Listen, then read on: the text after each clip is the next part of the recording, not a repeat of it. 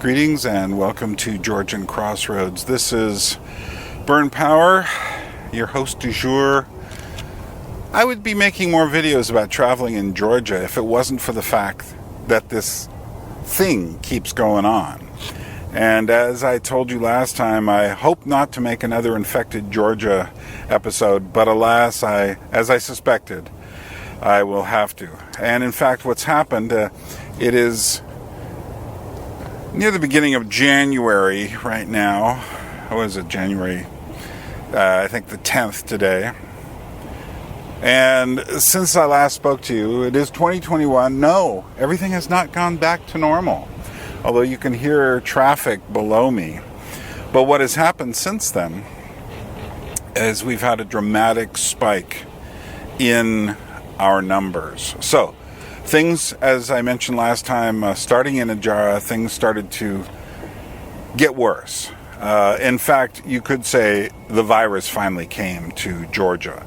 We had managed to stave it off, but carelessness and just, I suppose, inevitability brought it to us. We've had 238,000 cases. That is vastly different. If you compare the numbers back in May when I did an update, that was nothing compared to this. Of those, though, fortunately, over almost 225,000 people have recovered. So right now, at this moment, as of this morning, we have 13,000 active cases. And unfortunately, we've had 2,750 deaths as of this morning. So, the numbers have grown, and here we are. Well, what the government did, they had an election, and that election was right before the U.S. election, and of course I'm not even going to begin to discuss any of that.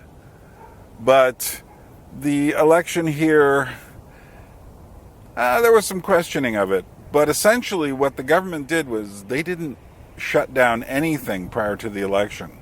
Within a couple of weeks after the election, everything was announced to be shut down, with the exception of 2 nights, and that is New Year's and Georgian Christmas, which was a couple of days ago here on the 7th.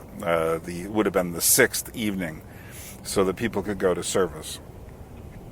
Well, what they announced was they announced another curfew. This time, 9 o'clock p.m.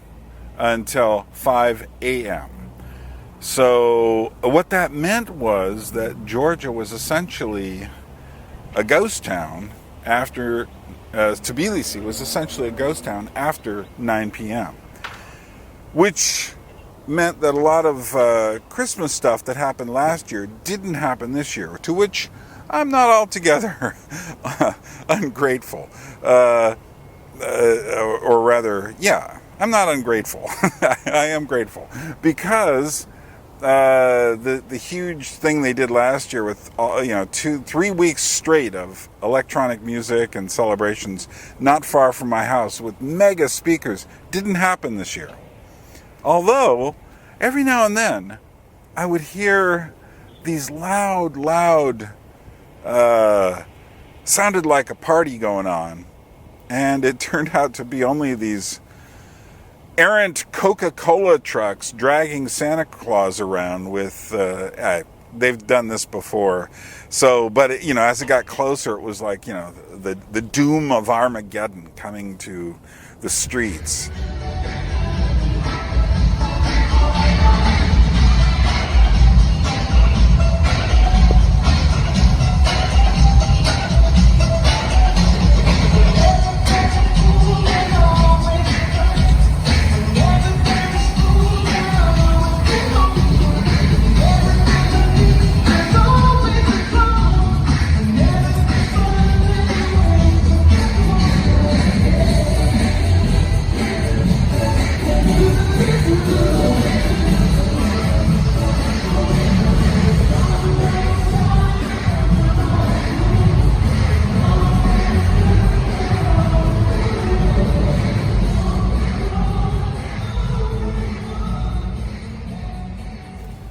have I mentioned how much I hate amplifiers? When I was a child, when I was a kid, child too young, when I was a teenager, I had this dream where, I thought the music I liked was so good that what I would like to do, I lived in this valley in California. I would love to just put two speakers on the hill and let everyone hear my music.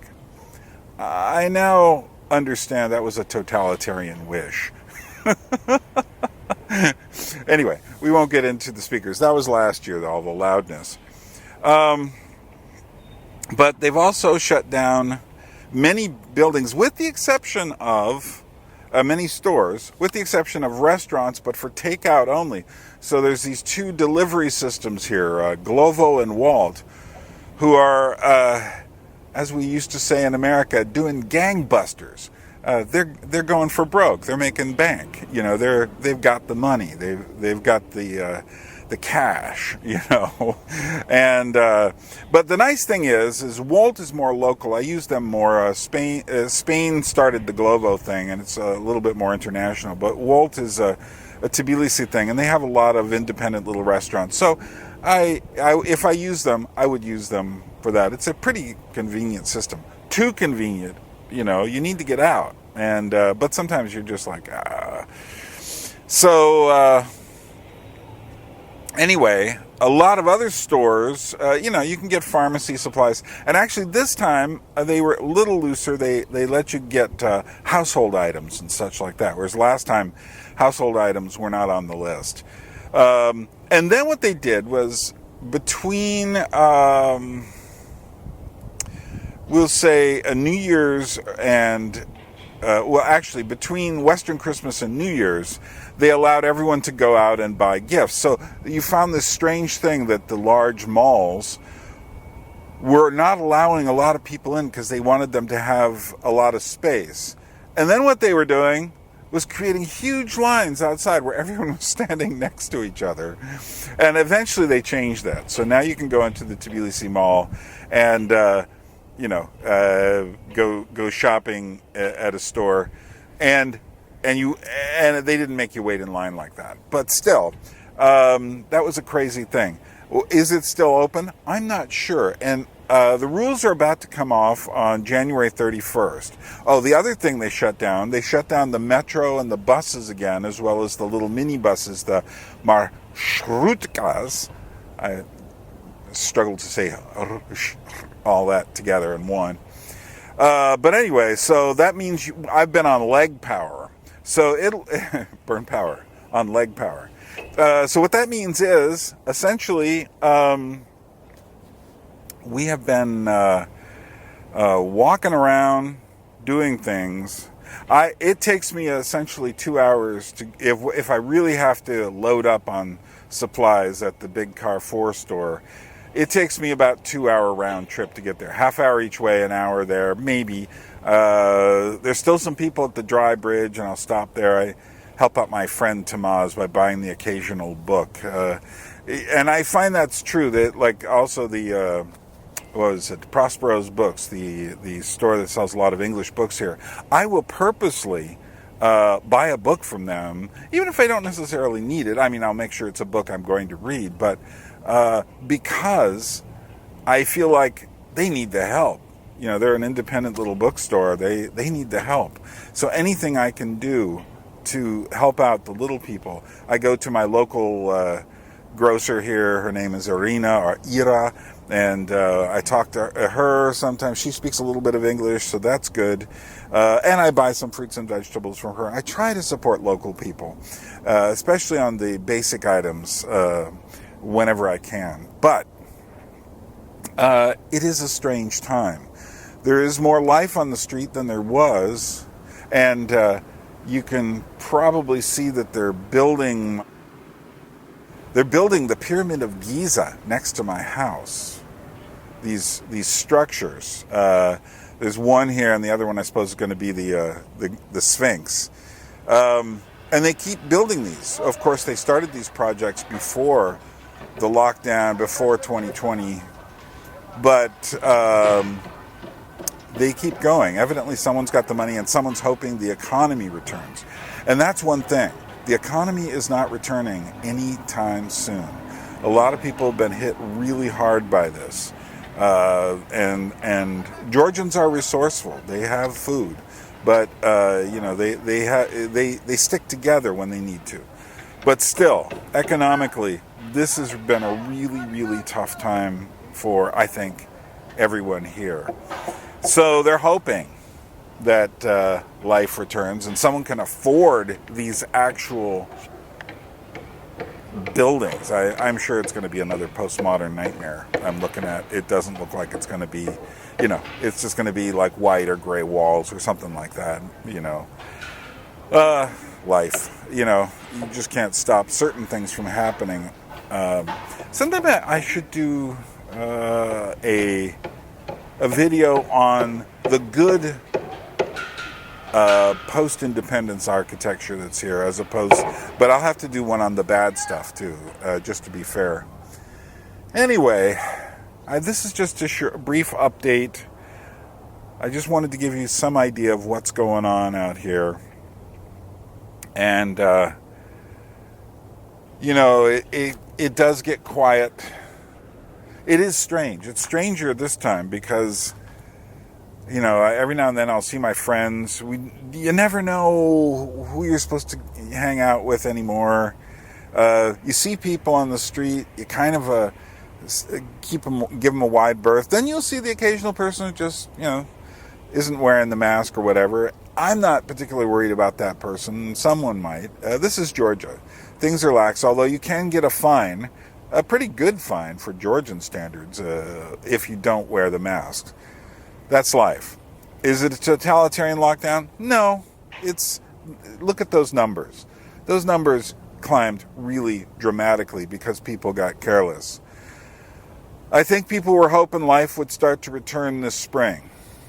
They're going to open things up January 31st. Let's hope people remain cautious for a while.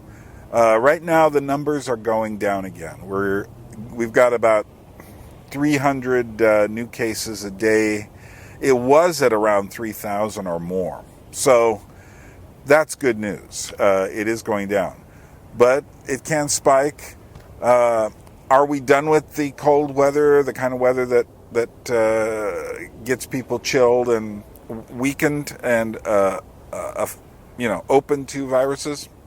No, especially not for Georgians. Me, I haven't been in winter once here. Coming from Alaska, I find the Georgian approach to winter. This is probably not true in the mountains at all, but down here in Tbilisi, I say down here, but I'm probably like 1,500 feet up right now. But no, for me, there's been no winter. Occasionally we'll get below 0 Celsius at night and everyone's like, ooh, and I'm like, what are you talking about? It's just a psychological thing if you get used to it. But if you live in a certain mindset and also you dress for that mindset, the weather does affect you. But as we used to say in Alaska, there's no bad weather. There's only insufficient clothing. So anyway, it's a nice sunny day here in Tbilisi. A little bit of smog coming from the cars. Not as much as usual in the winter because there's not quite as many cars on the road, not as many buses. So we'll keep, do what you got to do. Some people keep their fingers crossed. I don't know what that does. If you pray, that's probably a good thing, especially given the bizarreness of the world right now. It's not like the world we're not in World War II. We're not in the 1960s. We're in this weird, it's like almost a totalitarian farce, of lockdowns and stuff. But it's not the real lockdown. And yet people are losing their minds because I think propaganda invades the mind. Don't let propaganda invade your mind. Stay strong. As the Georgians say, Kagad ikhabi. I probably said that wrong. Try it again. Kagad ikhabi. Ooh, I got it. The little sound. Which means be well. And that's what you should be.